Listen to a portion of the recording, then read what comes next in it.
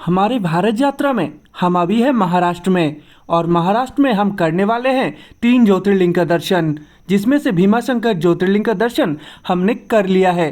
अभी हम जाने वाले हैं नासिक में। नासिक का दर्शन करने के बाद हम जाएंगे त्र्यंबकेश्वर ज्योतिर्लिंग के दर्शन के लिए। हम पहले अपने सिटी से पहुंचे हैं नासिक रोड रेलवे स्टेशन तक। वहां से हम ऑटो के माध्यम से पहुंचे हैं पंचवटी तक और हम 2 दिन स्टे करने वाले हैं पंचवटी में। पहला दिन हम घूमेंगे नासिक के सारे तीर्थ स्थल और अगले दिन हम जाएंगे त्र्यंबकेश्वर ज्योतिर्लिंग दर्शन के लिए। अभी आपको जिस स्थान का दर्शन हो रहा है, यहाँ पे आयोजित होता है कुंभ मेला। अभी आपको जिस नदी का दर्शन हो रहा है, ये पवित्र गोदावरी नदी है। दर्शनार्थी नासिक आने के बाद पहले गोदावरी में स्नान करते हैं, फिर नासिक के तीर्थ स्थलों का यात्रा शुरू करते हैं। पंचवटी में घूमने के लिए एक दिन काफी होता है। अगर आप नासिक आ रहे हैं तो एक दिन पंचवटी घूम के दूसरा दिन आप त्र्यंबकेश्वर ज्योतिर्लिंग का यात्रा कंप्लीट कर सकते हैं।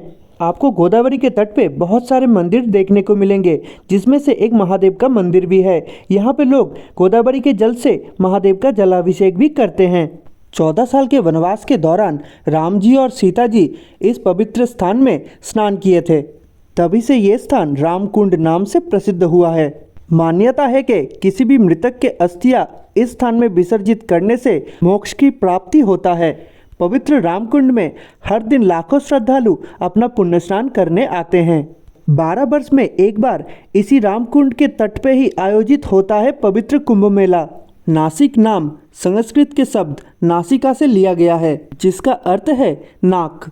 रामायण के अनुसार नासिक वो स्थान है जहां लक्ष्मण ने राक्षसी शूर्पणखा का नाक काट दिया था। इस वजह से इस स्थान का नाम नासिक पड़ा और इसे पंचवटी के नाम से भी जाना जाता है। आप जो गोदावरी नदी देख रहे हैं, इसका उत्पत्ति ब्रह्मगिरी पर्वत से हुआ है। गोदावरी नदी के उत्पत्ति का कथा हम आपको त्र्यंबकेश्वर ज्योतिर्लिंग के वीडियो में बताएंगे। हम कर रहे हैं 12 ज्योतिर्लिंग यात्रा, जिसमें हमारा अगला पड़ाव है त्र्यंबकेश्वर ज्योतिर्लिंग।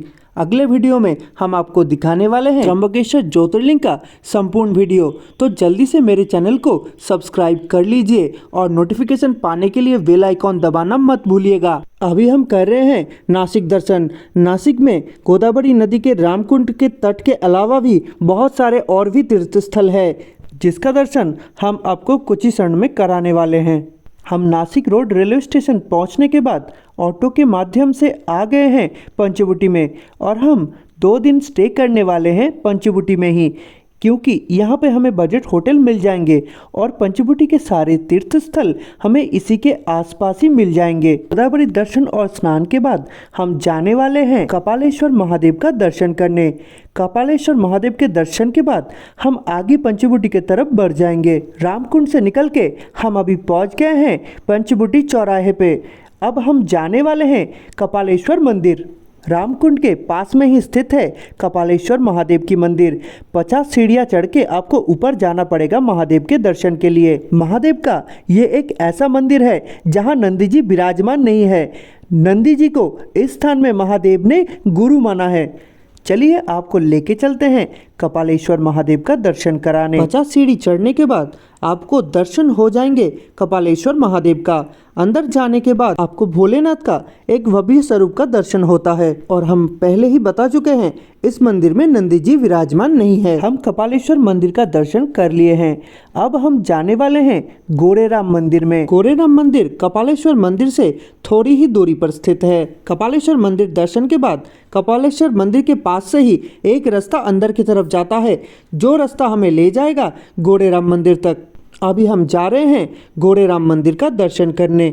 उसके बाद हम जाएंगे कालाराम मंदिर का दर्शन करने। गोरेराम मंदिर लकड़ी से बना हुआ एक बहुत ही बेहतरीन मंदिर है, जिसके अंदर आपको लकड़ी की नक्काशी बहुत सुंदर तरीके से देखने को मिलेगा। एंट्रेंस से एंट्री करते हुए हम अंदर जाने वाले हैं गोरेराम मंदिर और दर्शन करने वाले हैं गोरेराम जी का। इस मंदिर पर स्थित है राम लक्ष्मण सीता जी का एक बहुत ही सुंदर प्रतिमा। वैसे तो नासिक में बहुत सारे गोरेराम मंदिर है, पर यह मंदिर नासिक के सबसे प्राचीन गोरेराम मंदिर है। इस मंदिर का पहचान आपको लकड़ी के नक्काशी से मिल जाएगा। गोदावरी के तट से आप कालाराम मंदिर जाते हुए पहले आपको मिल जाएगा गोरेराम मंदिर। गोरेराम मंदिर का दर्शन समाप्त करते हुए हम अभी जाने वाले हैं कालाराम मंदिर में। पंचवटी से चलते हुए पहले हमें पड़ता है गोराराम मंदिर, उसके बाद चलते हुए एक चौराहा मिलता है, चौराहा से भी हमें आगे जाना पड़ता है। उसके बाद राइट लेके हम जाएंगे कालाराम मंदिर में। कालाराम मंदिर नासिक में स्थित सबसे बड़ा राम मंदिर है और ये मंदिर भी बहुत पुराना मंदिर है। इसके सामने हमें बहुत सारे फल प्रसाद का दुकान देखने को मिलता है। अगर आप पंचवटी में स्टे करने के लिए सोच रहे हैं तो कालाराम मंदिर के आसपास भी आपको बजट होटल मिल जाएंगे। ऑनलाइन के माध्यम से भी आप यहाँ पे होटल बुक कर सकते हैं। अभी हम आ गए हैं कालाराम मंदिर में, चलिए आपको दर्शन कराते हैं राम जी का। इस मंदिर में राम, लक्ष्मण, सीता जी तीनों ही काले रंग में स्थापित हैं। कालाराम मंदिर आने के बाद हमने पहले मंदिर का परिक्रमा किया। मंदिर बहुत ही बड़ा है, मंदिर का जो शैली है वो बहुत ही सुंदर है। मंदिर में एंट्री करने के बाद आपको गर्भगृह देखने को मिलेगा, जहां पर स्थित है राम, लक्ष्मण और सीता जी की एक भव्य मूर्ति। तीनों प्रतिमाएं काले रंग का होने के कारण ही इस मंदिर का नाम पड़ा है कालाराम मंदिर।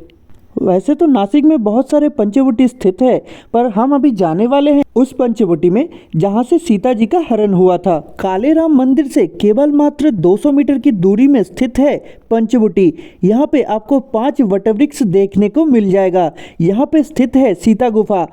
कहा जाता है इसी स्थान से ही सीता जी का हरण हुआ था। यहाँ पे अभी आपको जो वटवृक्ष दिखेंगे, कहा जाता है कि राम जी ने इस 5 वटवृक्ष का रोपण किए थे, तभी से ये स्थान पंचवटी नाम से प्रसिद्ध हुआ था। यहाँ पे आपको सारे वटवृक्ष में नंबरिंग किए हुए दिख जाएंगे और ये सारे स्थान रामायण से जुड़ा हुआ होने के कारण इस स्थान को पवित्र पर्यटन स्थल भी माना जाता है। आप पंचवटी से शेयर ऑटो के माध्यम से जा सकते हैं तपोवन तक।